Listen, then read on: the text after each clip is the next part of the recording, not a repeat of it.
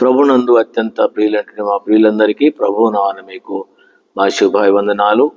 ఈ దినమున కూడా మీ మధ్యకు ఒక ఆశీర్వచనాన్ని మీకు అందించాలని మీకు, మీ కుటుంబములకు, మీ పిల్లలకు ఇవ్వాలటువంటి తలంపుతో మీ మధ్యకు వస్తున్నాం. ఆదికాండము 22వ అధ్యాయము, ఆదికాండం 22:17 వచనములో, నేను నిన్ను ఆశీర్వదించి ఆకాశ నక్షత్రముల వలను సముద్ర తీరమందలి ఇసుక వలను నీ సంతానము నిశ్చయముగా విస్తరింపజేసేదను. నీ సంతతి వారు తమ శత్రువుల గవిని స్వాధీనపరచుకుందరు. గమనించండి, ఏం పట్టుకుంటారంట?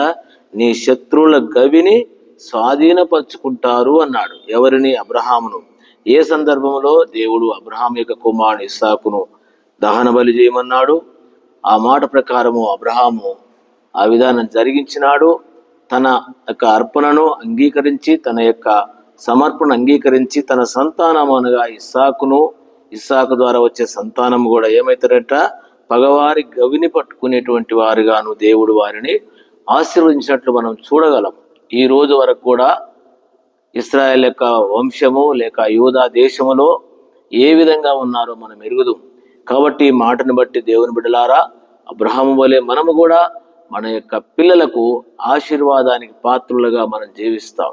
ఈ వచనాన్ని బట్టి దేవుడు మిమ్మును, మీ కుటుంబమును, మీ బిడ్డలను, మీ ఆస్తిని అబ్రహాముని ఆశ్రయించినట్టుగా, ఇస్సాకును ఆశ్రయించినట్లుగా మీ యొక్క సంతానము శత్రువుల యొక్క గవిని, అంటే సైతాను యొక్క గవిని జయించే విధంగా దేవుడు మిమ్మల్ని, మీ కుటుంబములను, మీ బిడ్డలను కాపాడునుగాక. ఆమేన్. అవునుగాక.